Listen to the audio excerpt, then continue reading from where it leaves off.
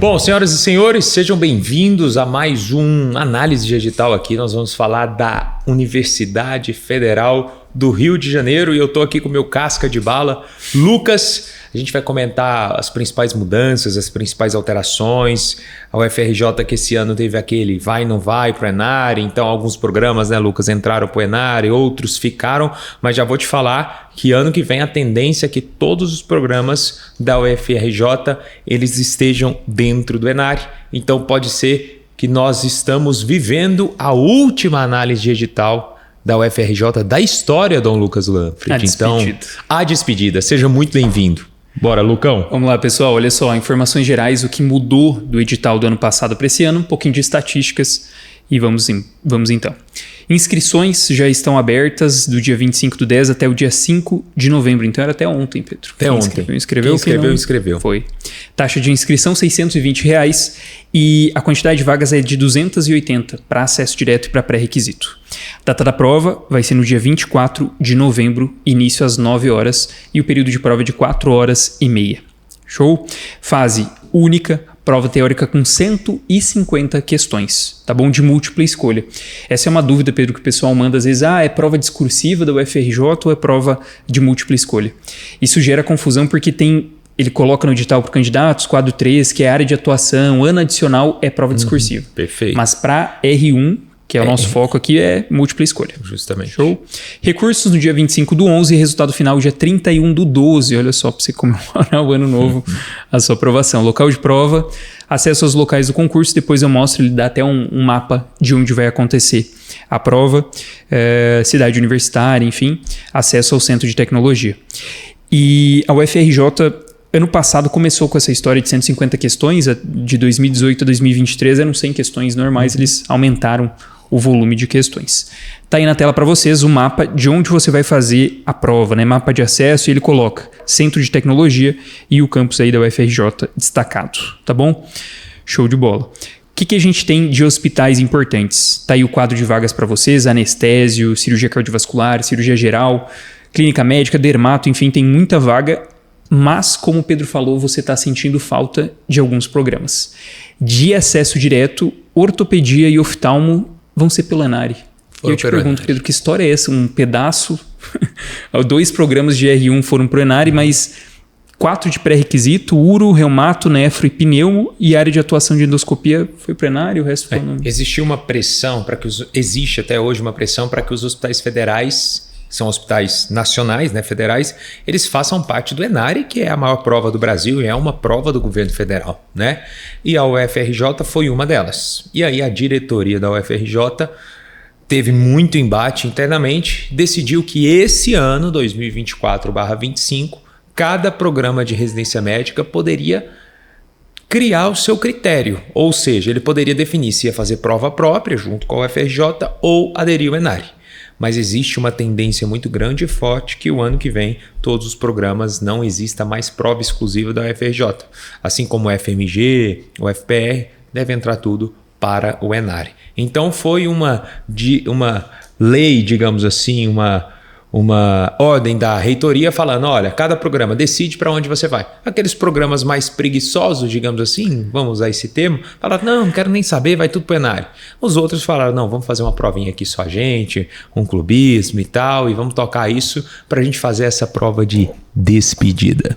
Olha só, e Ortop está sempre metida no meio nessa história. Ortop, toda vez que tem algum bafafá, algum burburinho, a Ortop está lá prestigiando. E Pedro, você já tinha visto isso acontecer em outra situação de metade, um pedaço, na verdade, de alguns programas irem para uma prova e a outra... Já vi em Goiás mesmo, no ano passado, no SES Goiás, que são os hospitais da Secretaria Estadual, eles falaram para cada hospital, digamos assim, aqui cada programa, mas eles falaram para todos os hospitais da rede estadual que eles poderiam aderir ao PSU ou ter prova própria via CGO. E nós tivemos, eu acho que 8 ou 9 hospitais que foram para o PSU, e o restante foi fazer uma prova do SES. Esse ano já mudou.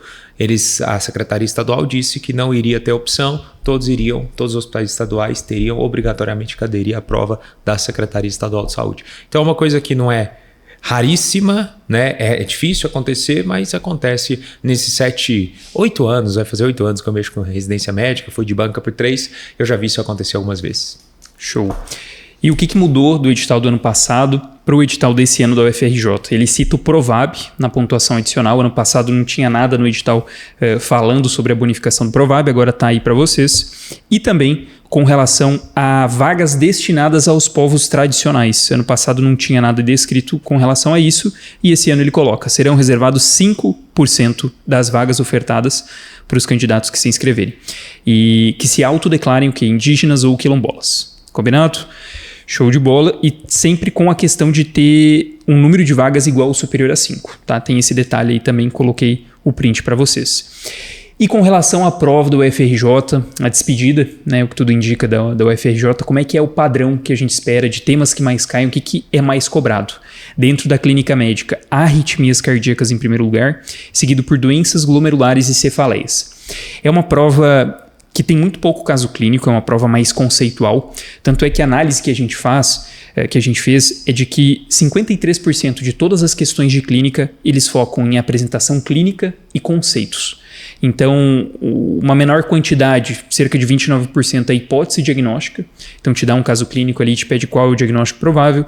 E só 15% é tratamento e conduta, o que difere muito de algumas outras bancas de São Paulo, enfim, outros formatos. É uma prova muito conceitual. Tá bom? Favorece muito decorebinhas, conceitos diretos. Já na parte de cirurgia, o que predomina é trauma. Trauma disparado na frente é o que mais é cobrado. E aí, principalmente a parte de avaliação inicial, trauma abdominal, trauma pélvico. E dentro da gastrocirúrgica, o que domina é a afecção das vias biliares. De novo, prova muito direta, cheia de decorebinhas e com poucas imagens. Então é um padrão, né, Pedro, da UFRJ de ser uma banca mais direto ao ponto, muita decoreba. A prova são questões curtas, diretas. Eu sempre falo para os alunos, quem são os alunos que saem bem na prova da UFRJ para você que está se preparando?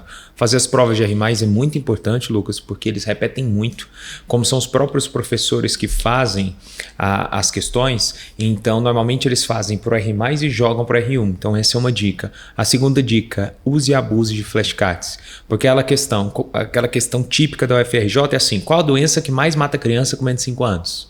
Então, isso é comum. Se você for pegar as provas, algumas provas do Rio, como por exemplo o Hospital Naval Marcílio Dias, tem esse padrão, a própria UFRJ tem esse padrão. Então imagina o seguinte, eu sou um professor, eu não tenho que fazer mais 100 questões, eu tenho que fazer 150. Uma hora vai vir questão ali, decoreba, rodapé de livro, quadros de sinais abaixo. Estou te falando isso porque eu já vivi, né, Lucas? Esse ano fiz questão por 3 anos. Então uma coisa é você fazer 5 questões. Outra coisa é o cara pedir para você fazer 20 questões. Cara, você faz as 5 ali primeiras, nas 5 em diante você vai epônimo, não sei o quê, porque é muito pouco provável. Porque uma questão bem feita, Lucas, você não tem noção tanto que demora. Porque quando a gente vai pensar em questão, eu não penso na questão na alternativa correta só. Eu fico pensando assim, será que o desgramado vai anular A? Será que ele vai anular a B? Então, a gente sempre pensa, porque na época era eu que corrigia os recursos. Então, imagina, eu fiz uma questão que tinha 800 recursos. Putz, eu tinha que avaliar todos. Ainda bem que a maioria é Ctrl+C, Ctrl+V dos cursinhos, a gente nem avalia, né? Porque é o mesmo, então... É muito mais confortável você fazer com a referência debaixo do livro. E referência debaixo do braço, então, por exemplo, na verdade, né? Uma questão assim... te dar um exemplo. Qual a doença que mais mata criança com menos de 5 anos? Um exemplo, tá? Ou então colocar o achado, o sinal tal, significa o quê? Cara, não dá margem. Sim. 2 mais 2 é igual a 4. Agora, às vezes, aquelas questões mais complexas, casos clínicos que a pessoa tem que pensar, são essas que a gente tem que raciocinar muito e pensar em cima disso. Mas a prova da UFRJ segue esse padrão. Gineco, é isso também, sabe ou não sabe, bem direto, e o que mais cai, sangramento uterino normal, assistência ao trabalho de parto e ali em terceiro lugar empatados, pré-natal, vulvaginite, cervicites, TIP. Dentro da PED, de novo, mesmo padrão, direto, predomina a alimentação do lactente, a parte de icterícia e hipoglicemia neonatal, principalmente icterícia, eles adoram cobrar. E aí se eu for te ressaltar um ponto que vem ganhando muita força é a PLV. A PLV caiu em 2019, questão de número 78, em 2022, em 2024 agora, na última prova, eles cobraram 2 questões, a de número 94 e a de número 106. Então, a PLV, você saber aquela ideia de utilizar uma fórmula extensamente hidrolisada é um conceito muito forte aqui dentro da pediatria. Para finalizar, preventiva, SUS predomina em primeiro lugar, seguido por medidas de saúde coletiva e estudos epidemiológicos. E para você que vai prestar o FRJ, não vai para a prova sem ver a atualização sobre financiamento do SUS. Tá bom? Como eles gostam muito desse tema, cobraram já muitas questões, como atualizou recentemente, isso pode ser um tema que venha a ser cobrado. Então é isso, a gente termina aqui a análise da prova objetiva, que é o que a gente tem de fase de avaliação, e nos despedimos de vocês e talvez da prova da UFRJ, né, Pedro? É isso. E lembrando que se você quer uma prova tetinha que eu tô falando, que não tem segunda fase, terceira fase, que não precisa, vou lá fazer uma visita no Rio, fiz uma prova, vou embora. A prova não é igual do Marcílio Dias, que eu sempre falo que o Marcílio Dias é tranquilo, 50 questões, poucas horinhas de prova, você ainda almoça na praia. O FRJ são 150, então é um pouco mais complexo, você sai mais cansado, mas várias provas do Rio de Janeiro têm essa característica, fase única. Então você foi lá, fez a prova, você não precisa se preocupar com o currículo, você não precisa se preocupar com prova prática, com mais nada, é só ir lá e aproveitar no seu Réveillon a sua aprovação. Só lembrando a todos vocês, nós vamos deixar o link aqui embaixo, que nós estamos com o processo seletivo da mentoria aberto para 2025, uma mentoria personalizada, individualizada, é bem assim, pegar na sua mão, a gente vai caminhar juntos, né? E o que é legal, Lucas, é que saiu um ranking pré do Enari, um ranking que chama Olho na Vaga, que é o maior ranking do Brasil de concursos, e lá, para você colocar a nota, você tinha, além de colocar bonitinha a nota, você se inscrevia, você tem que colocar qual cursinho ou qual mentoria você fez. E você deve saber, né? Quem tá em primeiro, é surpresa nenhuma. Não é surpresa, é elementar, meu caro Watson, né? E é isso, pessoal. Então não se esqueça, obrigado, boa prova para você. E até a próxima. E só antes de você ir, a gente vai deixar um PDF aqui com as estatísticas na descrição para você, para dar aquela focada na reta final.